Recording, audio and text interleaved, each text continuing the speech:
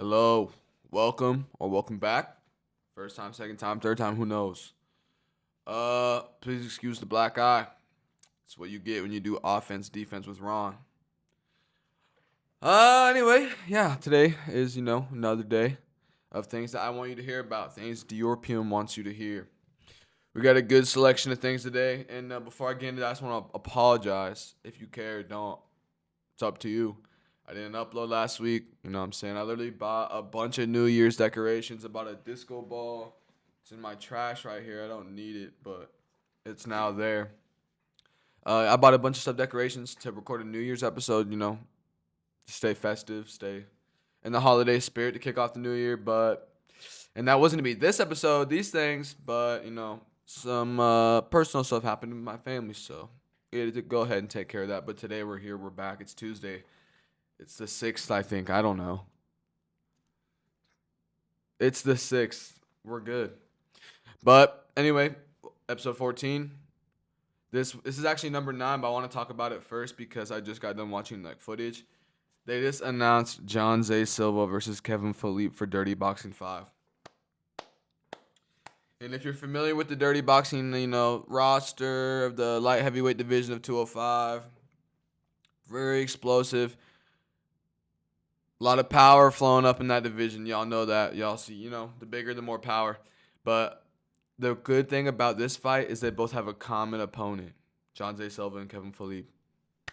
And it's the one and only Travis St. John. The man himself, the true highlight, Travis St. John. Even though he's only lost. Hey, they gave him Maurice Morris, who is, it's about to be another Travis St. John classic. So get ready for that. I'm very excited for that one. That's one of the fights I'm hyped for the most on that card. I'm low-key hyped more for that fight than I am for the main event of Jessica Rose Clark versus Paula Bittencourt.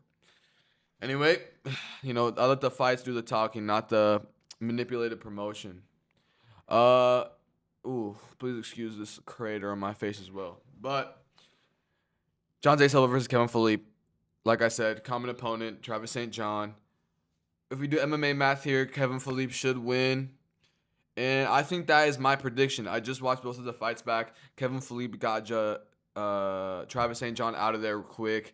John Zay Silva dropped him immediately in the first round of their fight. And then he got dropped by a Superman punch. And then Loki got pieced up the rest of the round and we kept on getting rocked. And I low-key think only because that John Zay Silva knocked out Travis St. John, you give that round, but all the damage that Travis St. John did do, not damage, but just the quantity and the quality of that quantity. Loki was going to give him the round, even though he did get knocked down. But then during the end of the round, I think John Zay Silva landed some clean elbows that I could just see the rung, Travis St. John shit a little bit to where I would personally give it to John Zay Silva. Barely 10-9 of him and Travis St. John. Kevin Philippe, obviously won just by KO in the first round, so that's that. But the thing about John Zay Silva that I noticed after just watching these fights is he gets a little tired, you know what I'm saying? There's big boys, big division. He really looks like he could fight at 185 if he was more 170 maybe. I don't know. He's very big. Just by looking at, his body, he could probably cut down another weight class at 185. He'd be crazy. But, his chin's already a little questionable. But, yeah, he gassed out low-key at the end of the first. You can just see it when he gets up. He's a little slow to get up. You can just see it. His shoulders are heavy, dude. I've been there. I know it. Takes one to know one. You know what I'm saying? Yeah, and that's it. So my final prediction for John Zay Silva versus Felipe for Dirty Boxing 5. I got Kevin Philippe. I could see it by a late first round finish. I think John just gonna hold his ground until he gasses out, and I think Kevin's gonna rock him once and just finish him up with some ground and pound on the ground because I think that Kevin also had more precise ground and pound shots on Travis St. John than John Zay Silva did on Travis St. John. So I just think using Travis St. John as a middle ground between these, I think Kevin Philippe wins by late first round finish. That's my prediction. Anyway, sorry, I'm getting a phone call. I'm not going to answer that. Number 2, Johnny Walker versus Dominic Reyes, Miami, UFC, April 11th. And, we're running it back with this year. We're running back to Miami this year. We're making it do. We're making it happen. I'll talk more about that later or whatever. But Dominic Reyes versus Johnny Walker, my prediction, versus what I want to happen. What I want to happen is Dominic Reyes KO's Johnny Walker. You know what I'm saying? Just KOs him, gets him in and out of there first round like he did last year in Miami to Nikita Krylov by hitting him with that Conor McGregor Jose Aldo knockout. We all remember that. I saw that with my own eyes. But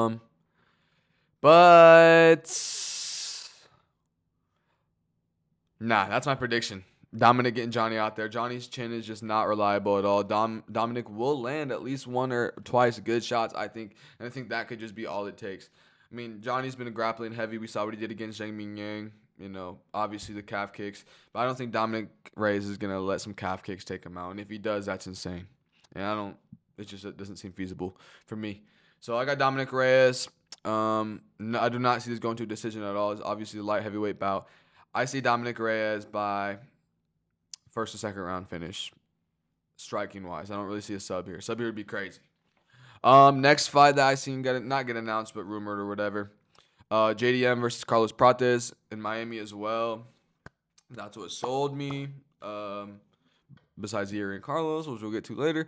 My prediction for JDM Prates. I think what I want to happen. Damn, man. This fight is fucking. I think what I want to happen is JDM win by decision, but it's a crazy war. But my prediction is a JDM TKO. JDM TKO. You know, I just think Prates is gonna, get beat up a little bit, and it's gonna show. Like, hence the Ian Gary fight, how he gassed out. He looked good in the fifth, towards the end of the fifth, but it quite wasn't enough. I don't think this is as close of a fight. I think JDM would beat Ian Gary. I think JDM beats the dog breaks out of Prates. And that's my prediction. JDM. I got JDM by TKO. I'm going round 3. If this is not a 5-round fight, I'd assume it's not. So I'm going round 3 JDM TKO. Does set a different chill pace. Chill, fast pace for these 3 rounds for them, these strikers. But yeah, JDM round 3 TKO. My prediction. Next one, guys, we got to get serious. Joaquin Buckley versus MVP on UFC London, March 21st. This is what I heard. I don't know if it's true. Hasn't been announced. Now I'm going to tell you what I want to happen versus what I think is going to happen. I like both of these fighters. I got MVP as my 185-pound champ. That's who I want truly at 185. But this is obviously going to be a fight at 170. I don't see Buckley moving back up just to chase a fight for his MVP. I think this happens at 170. MVP cuts down. He was literally talking about how he wanted to get more fights at 170. Whatever. Know what I want this fight to go, how I want it to go, how I want it to happen, what I want to happen, whatever. I want Buckley to be MVP by decision. Show him the grappling you've been working on, even though you lost that wrestling match at RAF Wrestling against that wrestler, whatever his name is. I don't care. Hold him down, dude. I don't want it to be a boring fight, but that's what Buckley needs to win, and I need Buckley in a 2026 title shot. Me personally, you don't have to agree, but that's what I want. So I want Buckley to just smudge. Like, I need him to do what Kamaru Usman did to him to MVP, basically. And it's not the most entertaining want, but that's what I want because I know that's what he needs to do to win. But what I think is going to happen is MVP's not going to let Joaquin Buckley figure him out, and he's going to do some damage. And I could see it going to a decision. I don't think I could see MVP finishing Buckley. If he does, that is just insane. That would hurt my soul, but it is what it is. But yeah, I just don't see a world where I think Joaquin Buckley can outstrike him or figure out him in 3 rounds. So unless it's a main event, that would be sick. It is a fight night, so who knows? It could be 5 rounds. A whole different fight if it's 5 rounds. But I think unfortunately MVP does him by obvious damage, quality, and maybe out quantity him a little bit. Make him miss. Make him over. Make him miss his shots. Counter that. That's basically what I see MVP doing for 3 rounds. Next fight for UFC London as well. Rumored, obviously not announced. Roman Dolidze versus Christian Leroy Duncan. Wow. I got Christian Leroy Duncan by just TKOing him. Yeah. What round? I think second. I think they'll have a good first round. Good. It'll be high pace. They're both gonna be heavy breathing in the second round. Christian Leroy Duncan lands some crazy spinning elbow or some shit. Not even just spinning elbow, but just something that lands. Maybe it doesn't flatline KO Roman Dolidze, but definitely catches some shit. Goes up with the TKO. Roman Dolidze's out for a couple seconds. I think it's a TKO. I'm going round 2. Christian Leroy Duncan. That fight is going to be very entertaining as well. Unless Roman Dolidze just takes it to the ground the whole time, then that will not be as entertaining. But I don't see Christian Leroy Duncan doing that. That's my prediction for that fight. And my last fight I want to go over that's been rumored, or they're saying it's signed, but UFC hasn't posted it. Yuri Prohaska versus Carlos Ulberg. Everyone thought Alex Pereira was gonna move up. There's gonna be vacant belt or interim belt, whatever, however they want to do it. No. I think this is the number one contender fight, and this is truly what it takes for Yuri to get that third fight against Alex is by destroying everyone that they put in front of him. So Jamal, Khalil, Carlos, and I think he does it. Carlos is not outgrading Yuri. Carlos is not outstriking Yuri. He might tag him up, might rock him, but that's what Yuri needs to activate. And I think that this is just I just think Carlos ain't gonna be able to do it. And not that I'm disappointed. I'm not disappointed at all. I love Yuri Prohaska. So don't get me messed up. I think it is what it is. I think Carlos is going to tag him up a little bit. Yuri's going to look for his fly knee. Always have Carlos constantly backing up, which I think is going to be the difference because I think Yuri's just going to put his will forward more and basically make Carlos work off the back foot, which I think is what's going to get him, I think, KO'd. I think Yuri Prohaska is going to KO Carlos Ulberg in the first round, and he's going to call out Alex. He's going to have his moment, and it's going to be the fight to make at 205. Wherever, I don't know. But I'm so excited. Maybe for the White House. I know Alex Pereira said the White House is a no-go, so that's a no-go. But, yeah, I think Yuri finishes Carlos in the first round because we saw what Carlos did to Ulberg. No, not what Carlos did to Ulberg. What Carlos did to Dominic Reyes. Just had him waiting, and literally the first time Dominic Reyes stepped in, he got knocked out. He was just waiting to get slide, basically. That's not gonna happen to Yuri. Yuri's gonna make, like I said, Carlos work off his back foot. I think Carlos is gonna eat a couple hooks, a couple straight down shots, get caught trying to move his head, maybe. Firepower's too much coming in from Yuri. He's gonna get KO'd. Just is what it is. First round, Yuri, Carlos Ulberg is good, but not that good. Yeah. That's all my predictions for all those fights that I've heard about so far. Number 2, New Year's at the Rusty Barrel. Let me give you all the rundown of my New Year's. It was good, man. I worked New Year's Eve. Got off at 9:15. Texted my friend Eric, yo, let's go. We're going to go to the Battery. It was ultra deep when we pulled up. But we got there a little late, you know what I'm saying? Because me, my girlfriend, and our friend Cheyenne were chilling at Cheyenne's house. And we were going to go to the Battery, meet Eric, watch the fireworks show, and then go to the Rusty Barrel. But as we're on the way to fucking the Battery, Ellie forgets her phone at Cheyenne's house, so we got to turn around and keep in mind these fucking fireworks are about to go off in half an hour, so it's already another 15 minutes back to Cheyenne's crib, 15 minutes extra to drive just to get back to where we were to be 5 or 10 minutes away from the Battery, basically. It was unfortunate, but yeah, we basically missed those. But yeah, we got there. We were sitting in traffic. All the parking lots were full. It was 11:55. We saw some fireworks in there while we were trying to get out of there. Whatever, got out of there. It's pretty nice. The road we were going on, I think it was Cobb Parkway. We were low-key up a hill in a way, trying to go to the Rusty Barrel up that way, up towards that way in Marietta, and just you look behind you, all around you. It low-key was the perfect view. You just see fireworks all over the place throughout basically the whole area from a couple miles in that radius. So it's pretty cool. Went to the Rusty Barrel. This is where it gets interesting. The Rusty Barrel. Basically, we get to the Rusty Barrel. We each get a drink, whatever. Me and Eric trying to play darts. We're about to go ask for the darts from the bartender, but this dude named Jacob grabs them. He throws around a couple. He's just standing there with them in his hand. Eric goes up to him. Eric asks him to, use the darts or whatever. He lets us use the darts. We're playing darts, whatever, having a fun game. We invite Jacob to play a game, and we were playing, I throw my first set. or whatever. And I think we're playing 301 or whatever, just 301 down to 0, But he's like, no, we're gonna play this game, which I don't even know what the fuck it's called, but it's like you get 3 of all 20 to 15 basically. Then you circle it off. You have it done. 3 bullseyes are done. The first team whatever to have their side done wins. You know what game I'm talking about if you play darts. I never played it. He taught us. It's a chill game. Definitely might run a little quicker, if, whatever. But it was chill. But then there was this couple there. I don't no idea what this girl name was. A little taller than me, big, big white girl. There with this guy named Money Mike, and we all fuck with Money Mike. Money Mike's chill. He might be looking in 2 different ways, but he's a chiller. And they just can't shut up about how they're in an open relationship and they're poly, kind of gross. I just look at them. I'm not gonna say they look gross. They might a little bit, but it's not like they look gross. That's gonna take away from them. They're chill. Money Mike's chill.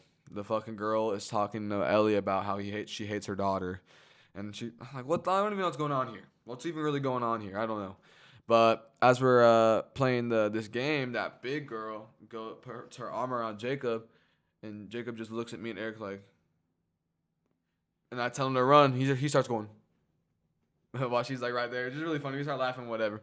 And then Money Mike's over there, talking to Ellie, about his nipples and shit, whatever. Everyone's drunk and it's weird. I don't really feel any sort of way. I know Money Mike is no threat to me or my girlfriend whatsoever. So, Ellie's having a good time, whatever. So if you have any questions about that, Money Mike does not pose a threat to me or whatever. Anyway, basically, yeah, they're weird. They're trying to like fuck everyone. While she's also getting jealous at Money Mike for talking to Ellie, even though Money Mike's telling her after she said that to Money Mike, we're in an open relationship. What do you mean? You flirt with guys all the time. Weird behavior. I'm uncomfortable, low-key, but we're pushing it through. Play more darts. We play Golden Tee. You all know Golden Tee. That game is fun. We were having really fun on that. Plus 32, not good at all. Not good at all, but it is what it is. Yeah, we just get some more shots. We're chilling. We're enjoying ourselves, enjoying our new year. Time went by hella fast, bro. It was like 2:50, and like all the lights come on because the Rusty Barrel closes at 3 or whatever. But it was chill, casual New Year. Nothing crazy happened. Woke up. Was hoping someone would text the gym group chat there's an open mat, because last year on New Year there was, but times have changed, I guess. Yeah, that's it for my New Year at the Rusty Barrel with me, Eric, and Ellie, and Cheyenne, and whatever that girl's name is in Money Mike. So next one we got the Brian Ortega response to Alex and Tracy. Sorry that we're covering this. I just want to give my thoughts. This is what I'll put it on the screen right now. Boom. This is what Brian said. I see you guys hitting me up trying to create it. Oh my God, bro. I see you guys hitting me up trying to get a rise out of me. Y'all creative. I give you that. Listen up. I'm beyond happy and been happy. It ain't my style to talk about others' personal life and choices, nor as it is my business. My business is my family, my career, 2026, and every year after will be about them. Family man. That's what you need. Good job, Brian Ortega, for not feeding into it. Staying, solid.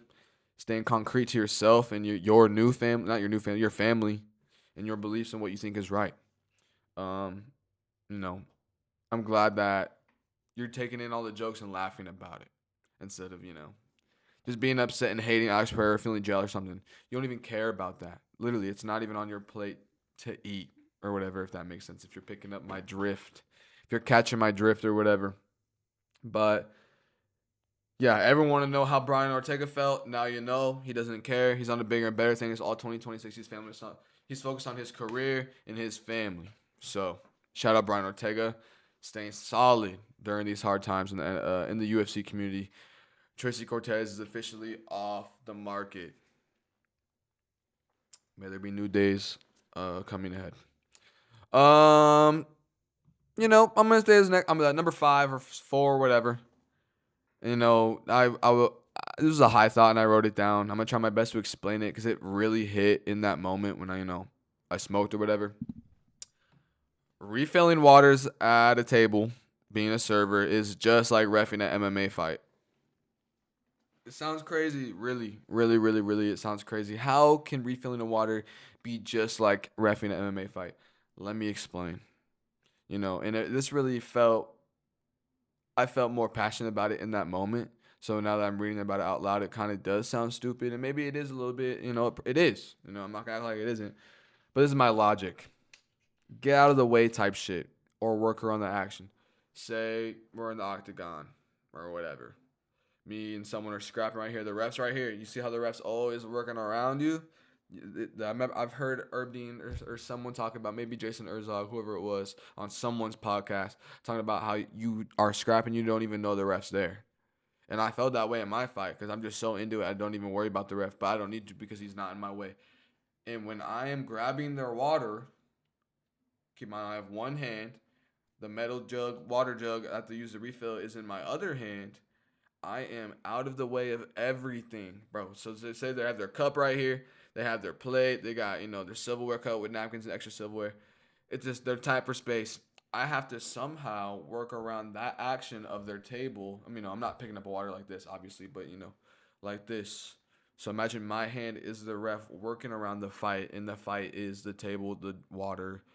The fight is the water itself, but also the plate and silverware and whatever around it to where I don't touch it. You know what I mean? Does that make sense?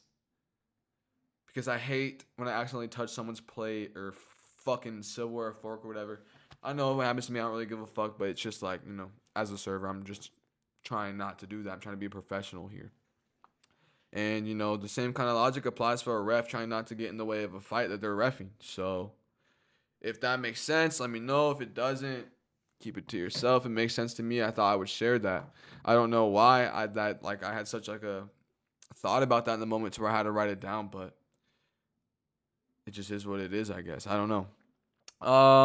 Going to the next one.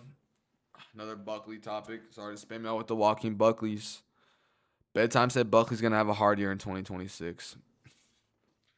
It's not the prediction I wanted to hear from, my UFC media sources, but it's the one I got.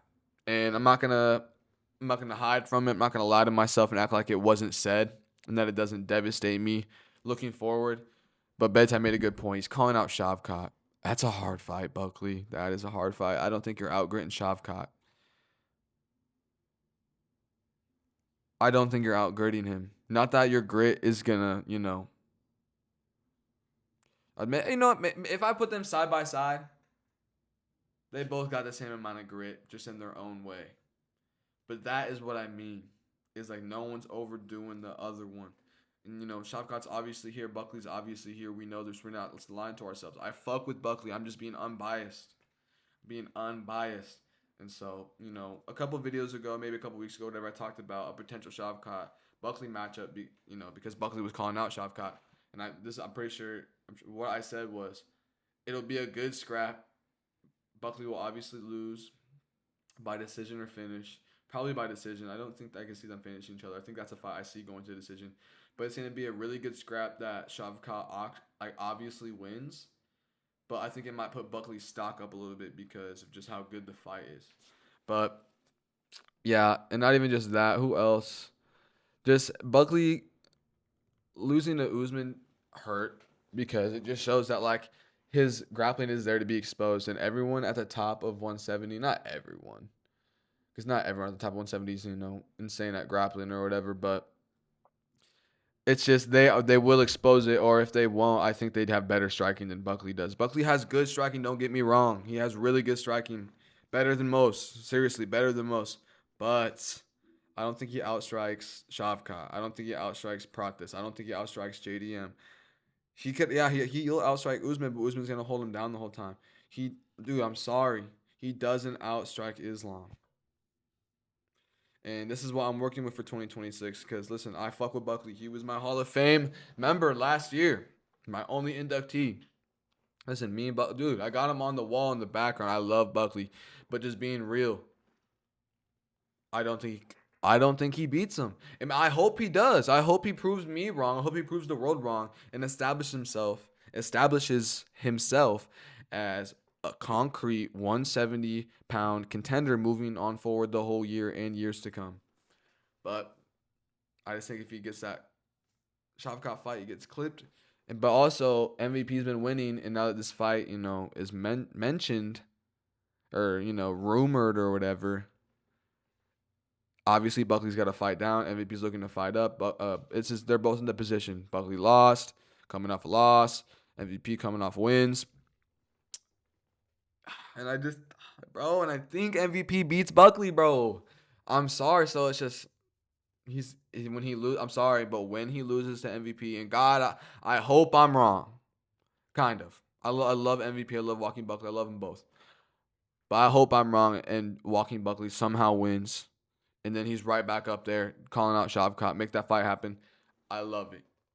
But I don't think he does, and then he's another win away from being close to not even just a Shavkat fight, but a fight up the rankings. You know what I'm saying? So it's very sad, and I hate to have to agree with bedtime, but I think this year is going to be hard for Buckley as well. Anyway, next one, driver's ed on acid story. I was, people usually do driver's ed when they're going from like middle school to freshman year, like 7th to 8th grade, whatever. I went to driver's ed a little late. I was like 15 or like 16. I think I was 15. I think it was 14 or 15, whatever. But basically, I was doing a bunch of acid at the time, and I took like 3 paper tabs, triple dipping, going crazy. Feeling like, I don't want to, keep my brain. I'm feeling like turning myself into mush basically in this moment. But being for real, I was obviously off. I took 3 tabs, tripping crazy. I feeling out of my body, you know what I'm saying? Shaking, feeling everything all at once. I don't even really remember the trip, bro. But I just remember at one point, it's like fucking like 6 in the morning. I'm outside, like I'm already post peak. It's still hitting a little bit. 3 tabs in, this shit's gonna hit for a while. I'm still, tripping. Everything looks like a painting, basically. That's where I'm at. And then come like 7 o'clock, bro. Oh my God. See, now all this stuff is unlocking. And I can talk about this because people already know, whatever. Basically, my friends at the time, I don't even care, bro. Blake and Ashton, at the time, they had rode a moped while on acid, obviously, whatever, driving, whatever. And they went to my friend Chance's house, our friend at the time, but my friend currently in this day, broke into their garage, stole something. All right, chill. Now I need to chill. Oh my God. Basically, whatever. Broke into Chance's crib, stole some shit just to smoke, bro. And that was a big secret, whatever. But just to smoke, just to enhance the whatever rest of their trip they had, whatever. Sorry, that's incriminating. Whatever. It's in the past. Everyone knows. Who cares? Basically, stole that shit, and they fucking gave me one, planted me with one, and said, "Hey, don't tell anyone, blah blah blah. You're a part of this now, blah blah blah. Whatever. I can talk about this now. Chance knows. It's not that big a deal anymore. It's some shitting on there and what they did. But basically, I'm still tripping really hard here at like 6 or 7 in the morning. But I'm like sweating, bro. So you know what it is. You be sweating hella, palms are sweaty. You can fucking see your pores opening up, whatever. I go take a shower. I'm clean or whatever before I have to do a driver's ed. I'm still sweating, bro. I'm drying myself off with a towel. I'm still sweating. I'm tripping that hard. I go into driver's ed, and keep in mind this is at like a middle school, bro. And I'm like just in my seat sweating, just not stopping, sweating, tripping. And at classes you can't miss, like you can only miss a couple classes if that, and they'll probably kick you out, but they probably won't really. But it's just they're really strict about it because it's driving. They want to make sure you're there. It is what it is. Everyone, if you've been in driver's ed, you know. But I'm just sitting there driving, trying to comprehend or perceive everything that's going on. If I'm not mistaken, it would happen this way. That day, that was the day that they had like basically showed us like motorcycle crashes, the trauma, traumatize us to make sure, to always look an extra time for the bikers, and then you have the sheriff come in telling you about some crazy shit that they've seen, blah, blah, blah. What happened on that day, when I'm already questioning my existence and life and death in itself and everything in between all at the same time at once.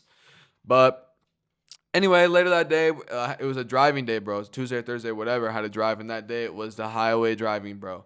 And yes, I was driving this motherfucking car off the tabs. It's obviously like at like 10, so it's obviously like I say another 12 hours later. I'm still tripping a little bit. It's obviously I'm way post peak.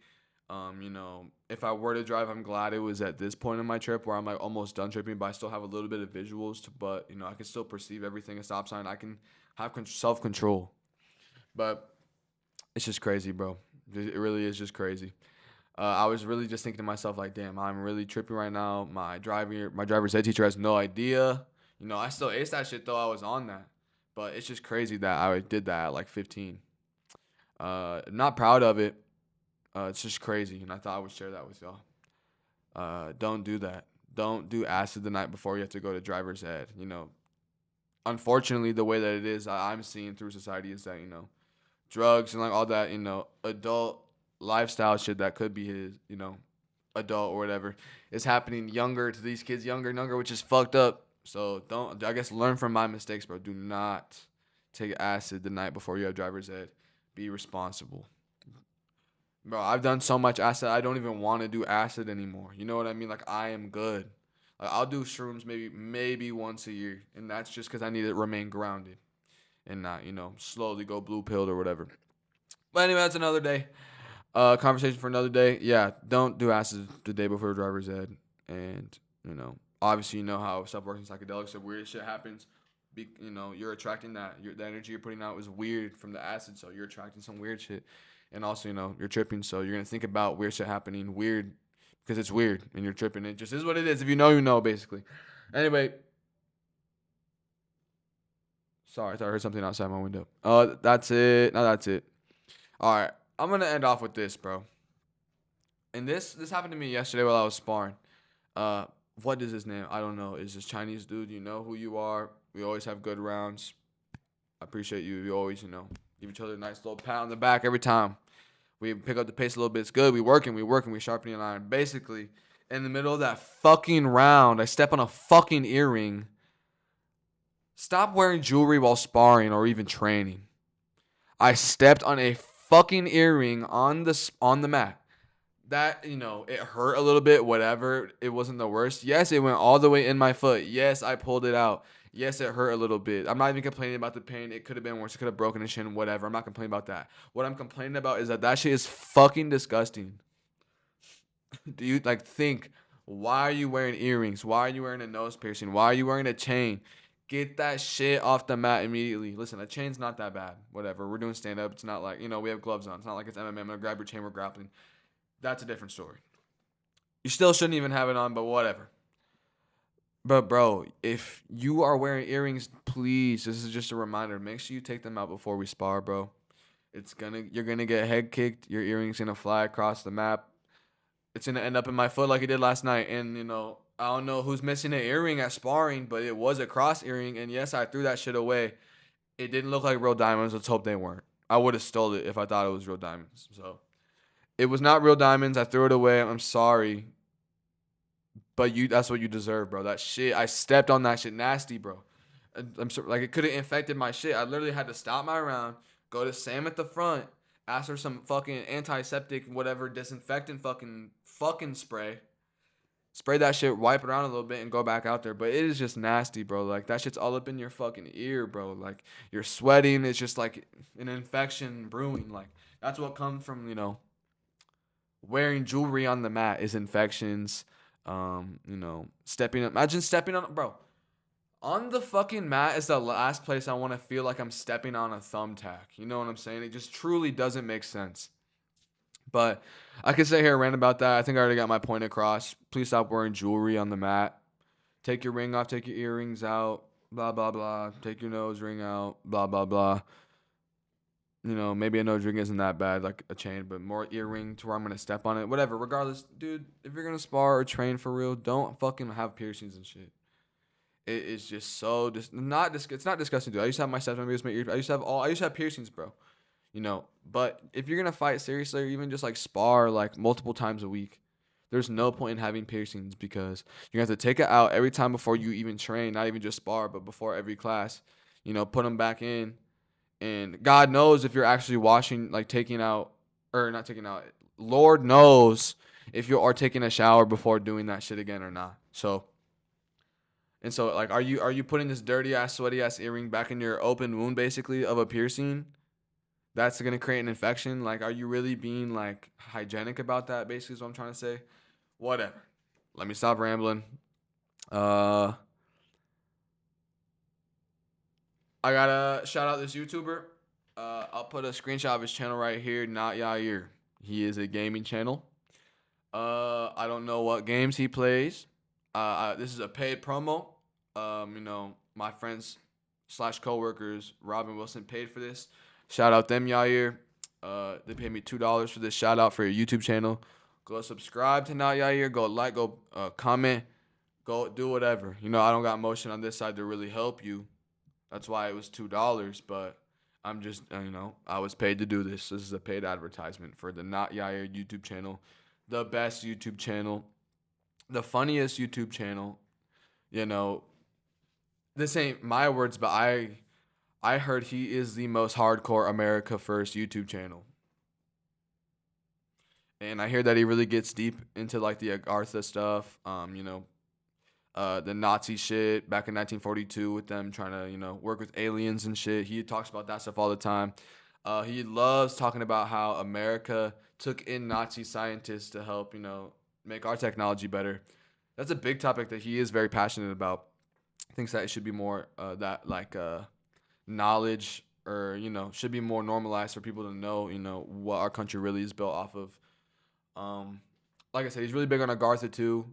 He really does think the earth is hollow and that our reptilians are living in that hollow part of the earth with the Agarthan race as a coexist. Dude, he's really good. He talks about it really good. I'm not educated at all. I'm just repeating what I saw on his channel. If you like conspiracy theories, if you like, if you didn't get the vaccine, you would probably love his channel. If you're against vaccines in general, you'll really love his channel. If you love Nick Fuentes, you'll love his channel.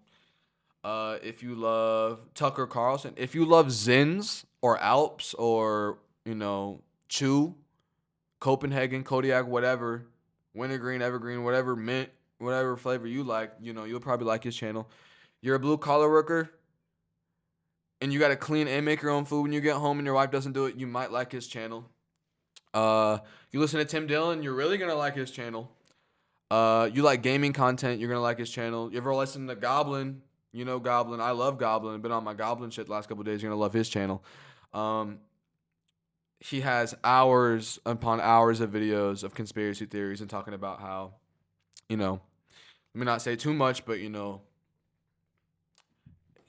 or whatever. So, yeah, he's very entertaining.